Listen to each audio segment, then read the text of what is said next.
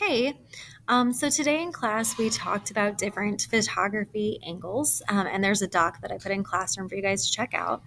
Um, but basically, when we're shooting, we're thinking about more than just shooting from the perspective that we already have. So the idea is that if you change where you, as the photographer, are, how you're shooting, it's going to add interest to your composition. So, your goal, of course, is to capture the image from a perspective that other people aren't seeing. So, how can you think about it differently? How can you move yourself in order to capture it in a way that others would not?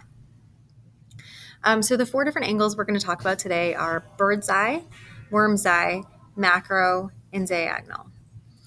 So bird's eye basically means that you are looking down at your subject. So you are somehow over and looking down. So usually this means we're going to have to find a creative way to make that happen. So if we have a staircase, fantastic, climb to the top, like the example.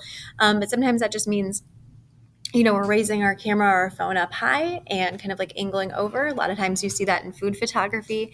Sometimes it means that we are standing on a ladder or a chair or a table, and literally like raising ourselves up a little bit in order to get that perspective. The next one we're going to be talking about is worm's eye, and that means that you are low to the ground. So you are looking up at your subject. Again, so you're going to have to move to either get low to the ground, whether you're crouching on the ground, laying on the ground.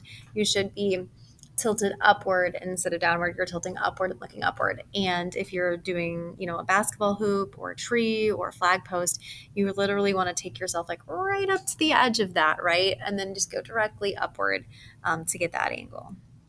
Macro means really, really up close. So more up close than you would normally go to show an object. Maybe you're showing like one tiny little part of it that's interesting, one little detail. And you might not even be able to see the whole rest of the object. You might not even know what it is, right? It might just be really interesting texture, or a little droplet of dew or a little insect or something like that. But it means you have a very, very close view of your subject, sometimes cropping out parts of your subject in order to get it.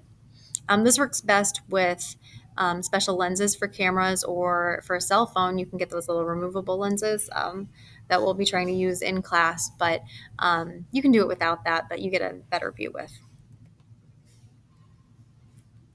And then diagonal, or also known as a Dutch angle. And so this means you're literally like tilting your camera. So this does not mean that something like a leading line is going diagonally through space.